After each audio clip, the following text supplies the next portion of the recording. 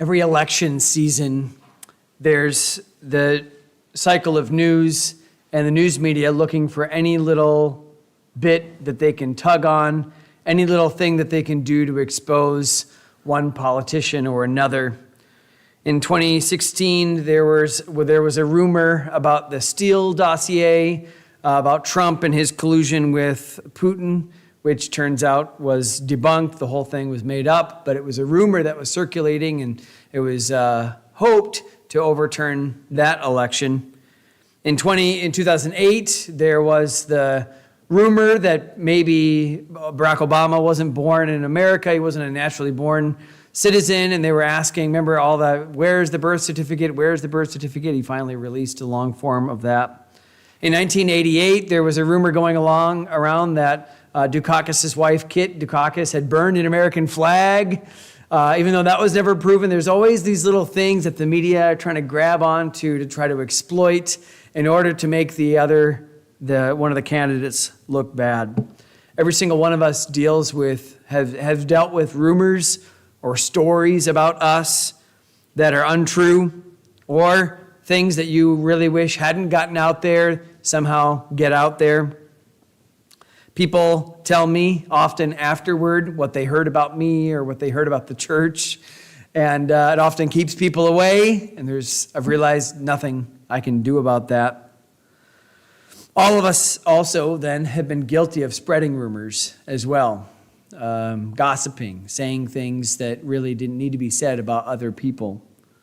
We all know that we shouldn't, and yet we still find ourselves doing it.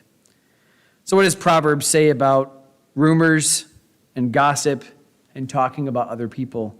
It says very simply in Proverbs 26, verse 22, the words of a talebearer are as wounds, and they go down into the innermost parts of the belly.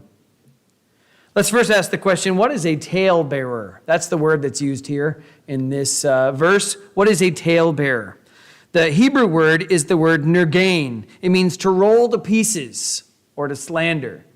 It means to move over somebody until they're broken. That's the word used here. That's translated talebearer. But if we think about the English word talebearer and break it up into two parts, the first part is the tale, a story. Someone who has information about somebody else. Information.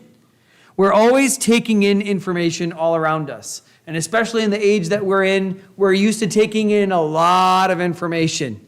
Imagine back in the day, people, whenever you got the newspaper, that was the news that you got. Or if you went to a place, like a local place, you could kind of hear the neighborhood gossip, right?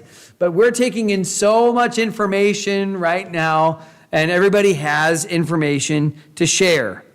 Now, it's true, I mentioned this morning that in an intimate relationship, the closer you get with somebody, the more you know them. And it's also true that the closer you get to know somebody, the more you know some of the more intimate secrets about that person. And the more we find out about them. I remember my dad being particularly horrified when he found out that any of us were talking about stuff that was going on in our house.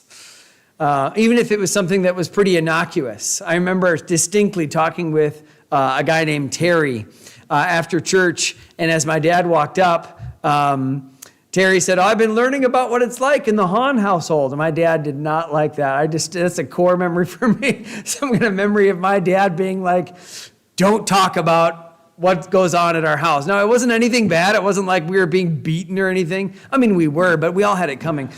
It's not like, there was anything real big. He just didn't like that talking about. And so we didn't like that being talked about. And it's always kind of funny whenever Amy can tell you, whenever we're in Sunday school and we ask for prayer requests, we find out all kinds of things about what's going on in the church family. And I'm sure some of those prayer requests parents don't want out there necessarily, right? So we all know all of that information. Proverbs chapter 20, verse 19 says, he that goeth about as a talebearer revealeth secrets. Things that maybe it's about information, tales, stories, things that you could know, but probably shouldn't know. Things that isn't general information, but information that you have. Why are we so careful? Why are people so careful about information that we give to others? Like, think about your own home. The things that you let people know about, the things you don't let people know about. How do you determine what those things are? Well, that's maybe a harder question to answer. Why is it that we're so careful with that information? I don't know, it's not in the Bible, but I could probably give you at least 4 reasons. 1, we don't trust that the person will know the context by which that said, right? Put a listening device in our house, and you'll probably hear some things that you don't like out of context, right? There's little things little inside jokes that our family has that you wouldn't get that. It sounds like we're, not being very nice, but we love people. We just have little inside jokes sometimes. So sometimes it's that context. Sometimes we don't trust that they'll give us the benefit of the doubt if it's misunderstood. See, if I have information about you and you're telling me about it, Julie's telling me a story about something that happened, I can be like, no, what did you mean by that? And then you have a chance to explain. But if I hear it from somebody else, I don't always have the chance to explain what I meant by that. Or if it was somehow misrepresented, I don't have the chance, if I'm a third party, to what's going on over here, and it's about me, I don't have a chance to maybe contextualize again, give that understanding. 3, we don't know what they'll do with the information. They might take that information and they might take advantage of us. They might try to exploit something. They might try to turn me and somebody else against each other. If you heard that there was something I didn't like that Caleb was doing, you might be like, oh, Caleb, your dad, he was really upset by this thing. And Caleb might be like, oh, man, why didn't he come talk to me about it? I don't want information getting out, because sometimes I think maybe somebody could use that to get an advantage for themselves or destroy something that I've worked hard for, like a relationship. Also, maybe 4, we don't want them to know only the bad things about us. Isn't it true that if you, again, just hear bad news about somebody? So if you have friends, you see your friends at their best, you see your friends at their worst. You see your family at their best, and you could give 1,000 reasons in a week that that's their best moment. That's just not usually what we talk about, is it? Usually we talk about the bad moments. Now, I know for the people that I love, they're having a bad day. This is a bad moment. This isn't really them. Everybody's entitled to let off steam whether they should or not. I get it, because there's so much good that's overarching all of that. And so I know that because I love them.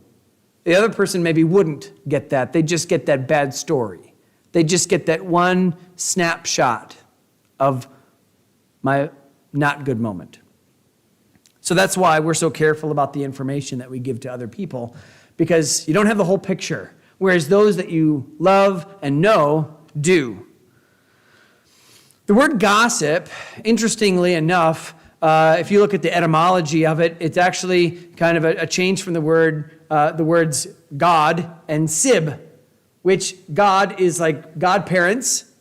So the idea of a godsib was someone who is familiar with your family. Maybe not part of the family, but someone who is conversant, someone who is a familiar acquaintance with the family.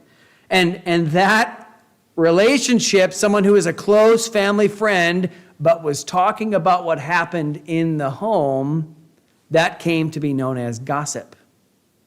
And so the idea of gossip is really one that has inside information, and they shouldn't be talking about it outside of the home, outside of the house, especially without the context and everything like we talked about, and they were. So it's someone who has information, tail, and then someone who takes that information and carries it or bears it to somebody else.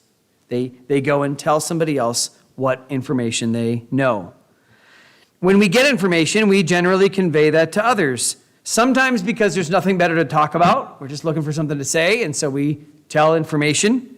Sometimes because we feel like it's important for them to know about it. Sometimes because we just love to be the one to tell. There are people in my family not my immediate family, but there are people, just to clarify, there are people in my family that love to be the one to tell bad news. I've never liked telling bad news. I've never liked to be the one that's going and being like, you'll never guess what happened. But there are people that really love that. It's almost like a hobby for them to be able to go and tell that news. When we get information, we want to not just keep it to ourselves, but we want to go bear it. We want to go tell what's going on. And there's nothing necessarily wrong about talking with other people, is there? No, there's nothing wrong with talking about other people. The Bible doesn't forbid talking about others generally. You can talk about them specifically, but you need some ground rules first before you talk about somebody else. And the implication in this passage here, where it says, the wounds of a talebearer the words of a talebearer as wounds, and they go down into the innermost parts of the belly. The implication is that this is negative news, not positive news. Bertrand Russell says, no one gossips about other people's secret virtues. We don't really talk about the good things that people do. Like, I don't really want to say this, but Rod, I watched him give a $100 bill to a homeless guy. I don't know. Like, we don't ever talk about the good things. You proclaim that, you don't really, but we don't generally talk about those things. Just like the news media is not going to talk about something good that someone did. They're going to talk about all the bad things. They want someone to mess up, right? They want that dirty laundry. They want to be able to take that and string it out. Oh, yeah, look at what happened here. That's just human nature. But is it Christian nature to want to give that bad news about somebody else to somebody? So what's the destructive power of talebearing? That's what a talebearer is, someone who has information, a story, and they go to tell it to somebody else. So what's the destructive power of talebearing? One, it is a wound. The word wound means burn. It's you injure the subject of the tale that you're telling. Information, ideas have the power to destroy, especially with unforgiving people.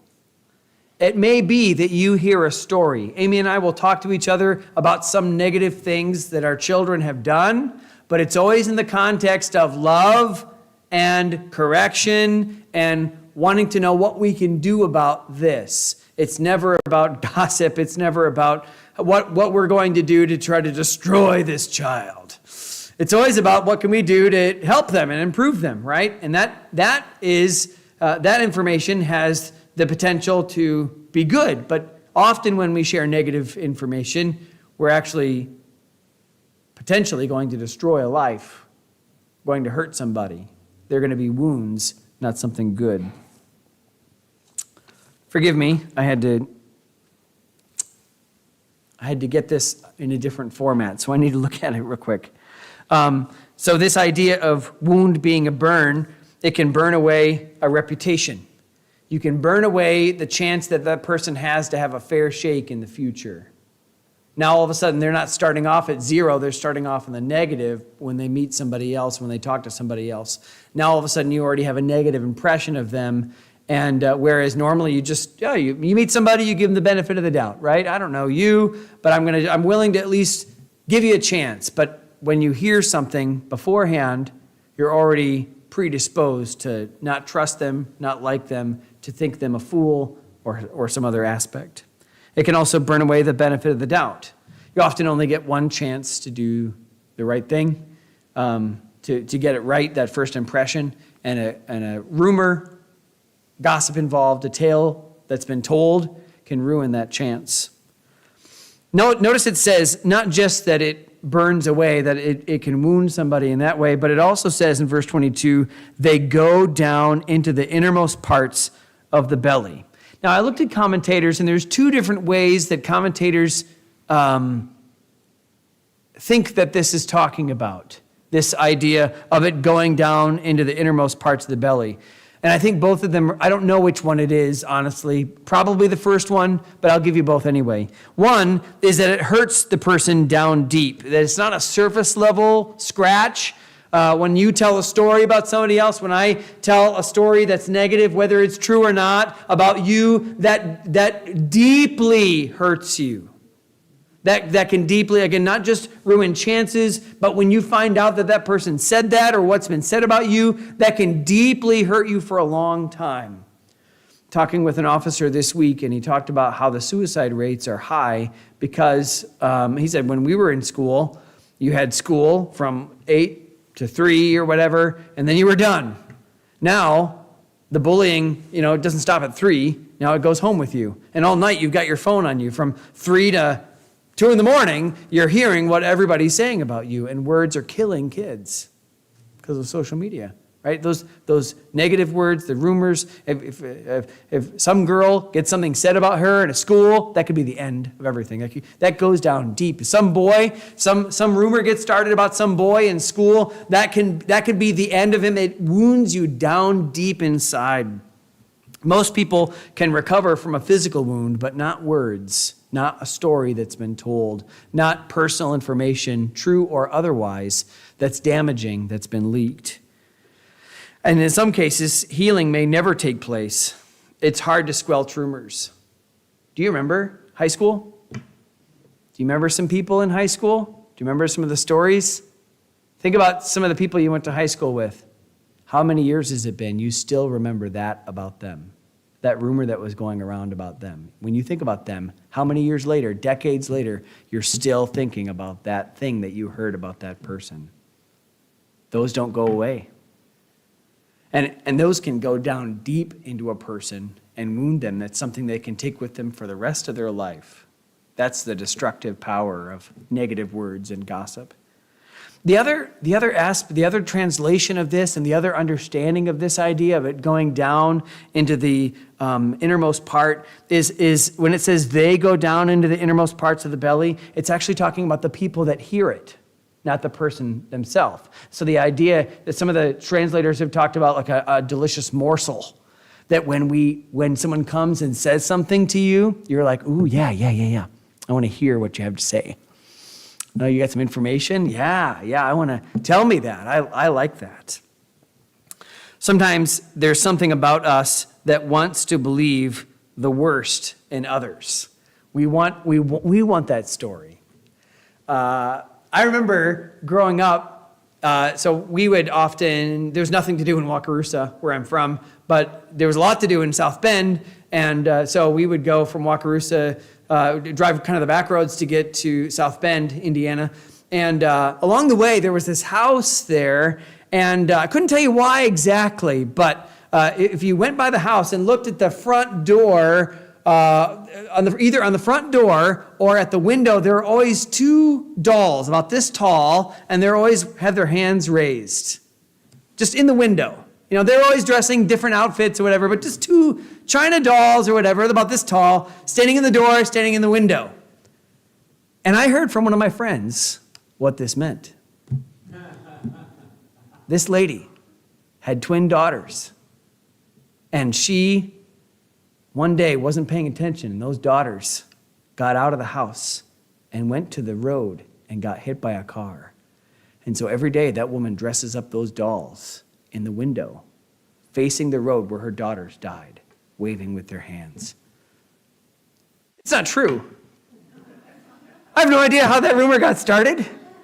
Years later, there was an article in the paper where some people went to talk to her, and she's like, I just thought it was a fun thing. And then I heard that all these people were saying that I'm some kind of crazy lunatic dressing these dolls up like a mad person. And she's like, I was going to stop doing it. And my kids and my neighbors were like, no, it's fun. Keep doing it. And she's like, people every once in a while come to my door. Why do you have the dolls there? Is it true? And she's like, no, it's not true. And I think last time we went, I don't know if they had them anymore. She sold the house. I don't know. But that's a rumor. Like, I still remember that, right? And it was like, everybody knew that. Who knew? Who knows who started it or whatever. But, you drive by. I remember telling Amy about it the first time we went. I'm like, that's creepy. Maybe it's creepy that she has dolls, but the rest of that's not true, right? But we love that. We love those stories. Oh, that's so good. Oh, man, she's a crazy lady dressing up her doll. Why do we love that so much? Why do we love that negative information? Why is it that when someone says, hey, I got a story, we're like, yeah, tell me. Why is that? I don't know. Maybe it's we like to feel better about ourselves. I would never dress up dolls. I'm not a crazy person. I would never do that thing that guy in high school did. I'd never do that thing that my coworkers accused of doing. That's weird. I would never do that. Maybe that's it. I don't know. We just like to have those. We like to have those stories. Rumors can injure a person in a way that no one can. It cuts deep.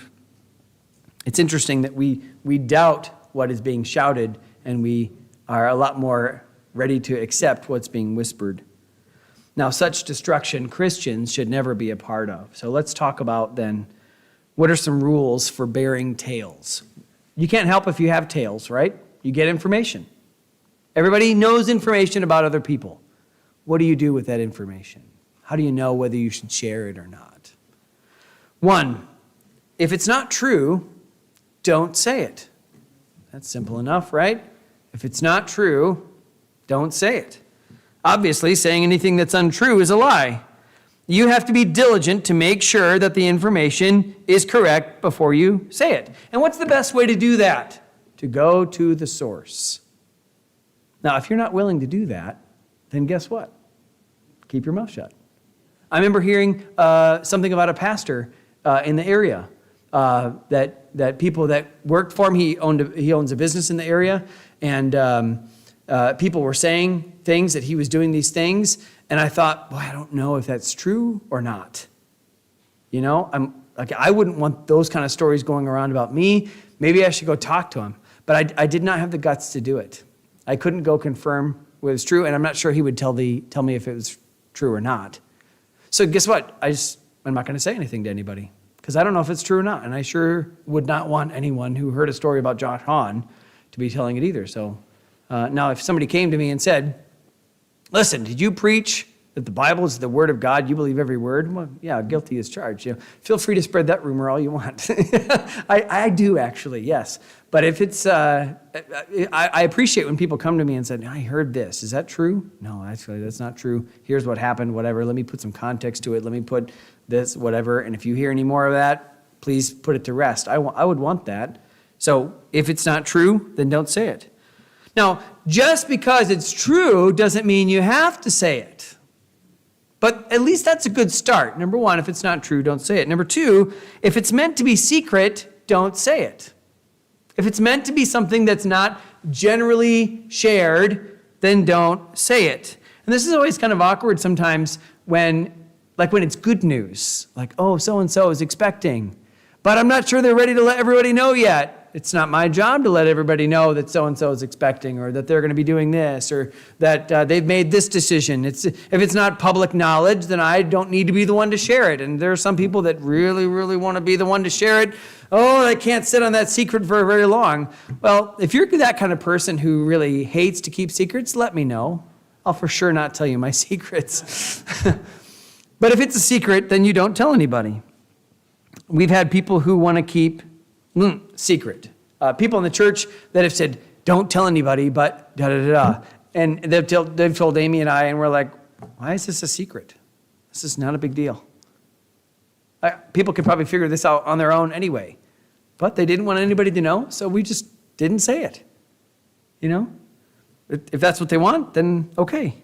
We'll respect their wishes. Proverbs 11, verse 13 says, a talebearer revealeth secrets, but he that is of a faithful spirit concealeth the matter.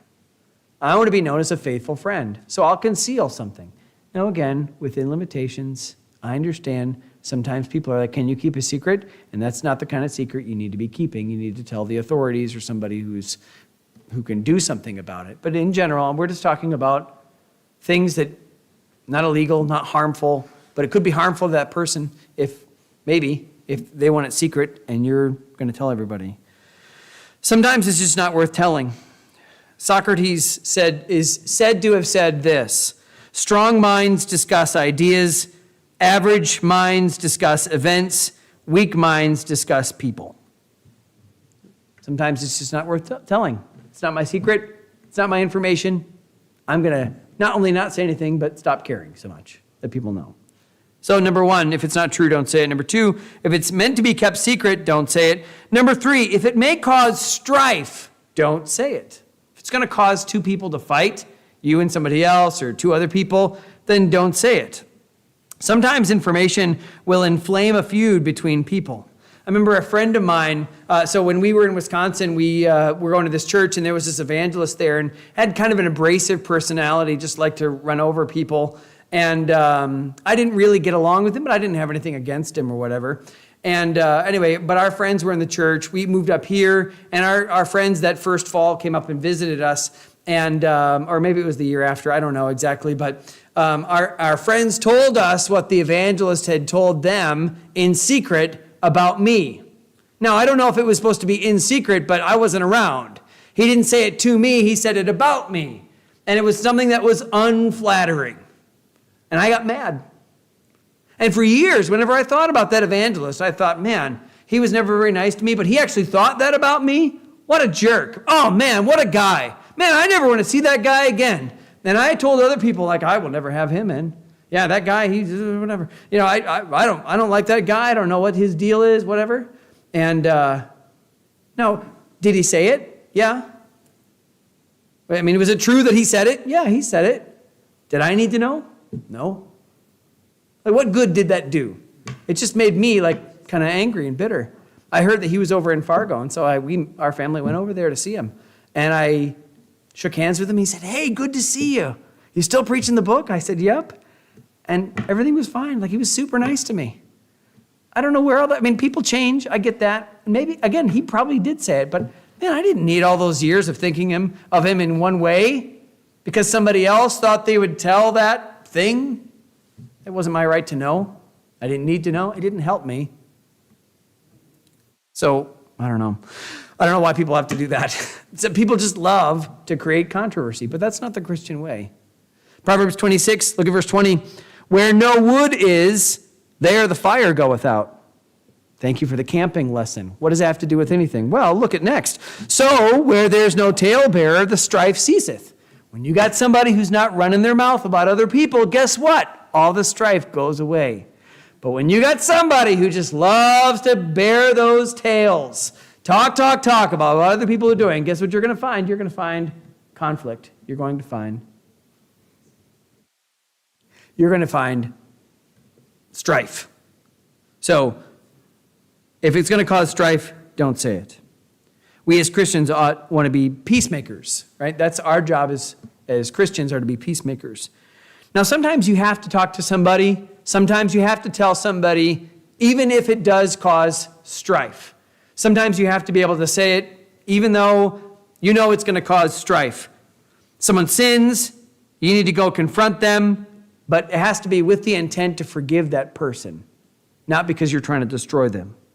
Now, again, strife may happen by what you say, but it should be a byproduct from a loving intent, not because you're trying to cause strife with others.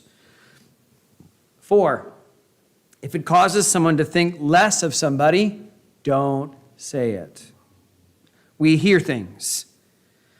We hear things, and we may think that it won't matter if somebody else knows that thing. But one day, they may meet. I may talk to you about a friend of mine and be like, oh yeah, this guy, he's so dumb, he doesn't know anything. And then, lo and behold, 5 years later, I forgot that I told you that, and we're going to have him in as a missionary. Here you are, and you're like, this guy, we're not taking him on, he's dumb.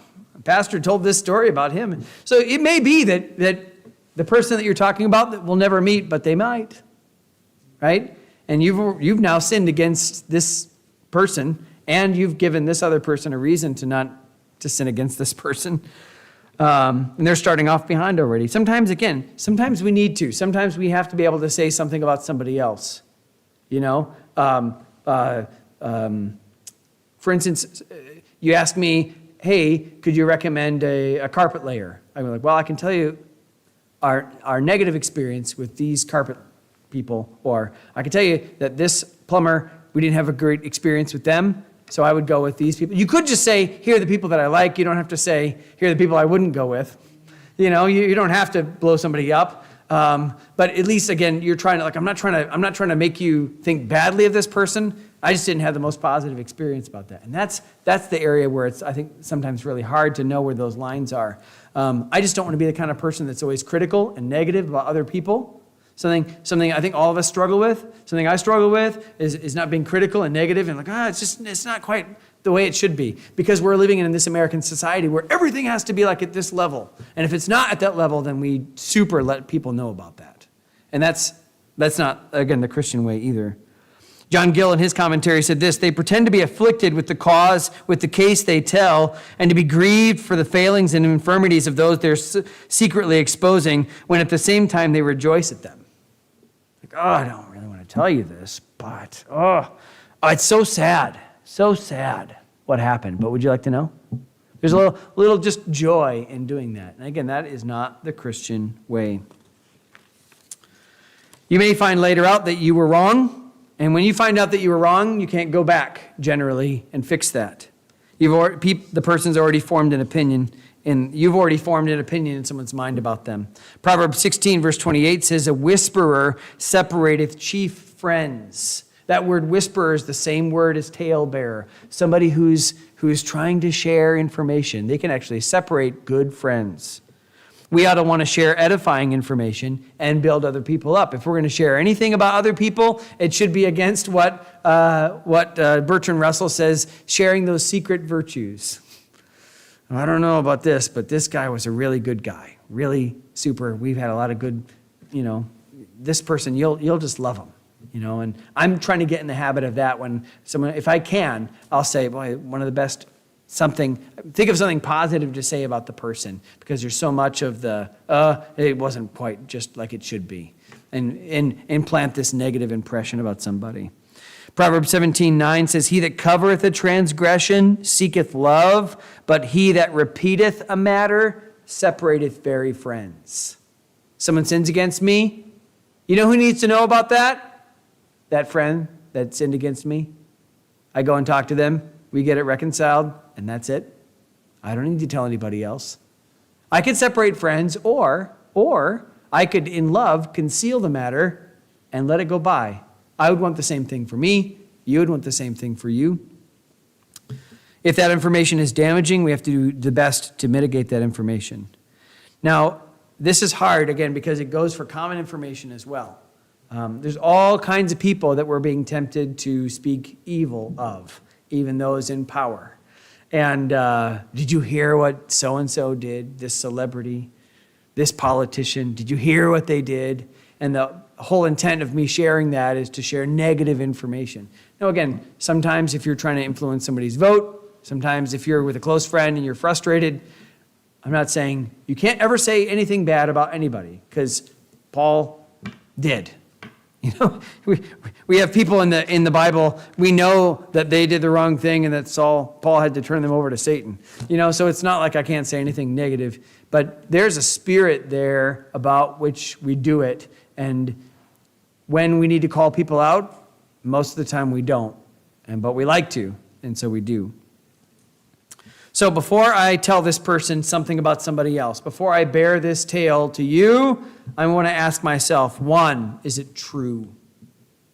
Is the information that I'm going to share factually true? 2, is it helpful? Am I contributing to the solution, or am I furthering the harm?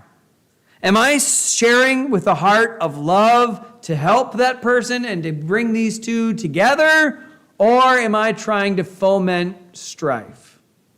3, is it something I might say if they were standing here? That's been a big one for me, because sometimes I'll say something and I'm like, okay, would I be saying that if they were standing here? You'll even maybe talking with me and I'll say something negative about somebody else, but I've already talked to them about this. I would say this to them if they were standing right here, and that better be true if you're going to say it. Can I put my name on it? Could I sign a statement with what I'm about to say and let the other person see it? Or does it need to be whispered? If it needs to be whispered, there's a good chance you probably shouldn't be saying it. 4, is it something that needs to be said? Or is it the same if I say nothing? If it's the same if I say nothing, I'm just being newsy, I'm just bearing my tale to somebody else, there's a good chance I should just, in the multitude of words there wanteth not sin, I should probably just keep my mouth closed. God's given us our mouth to do all kinds of wonderful things. We can edify, build other people up. The Bible says, let no corrupt communication proceed out of thy mouth, but that which is good to the use of edifying, that it may minister grace unto the hearers. And so let's use our mouths not to gossip, to tear others down, to convey information that's not useful or helpful, but instead to build others up.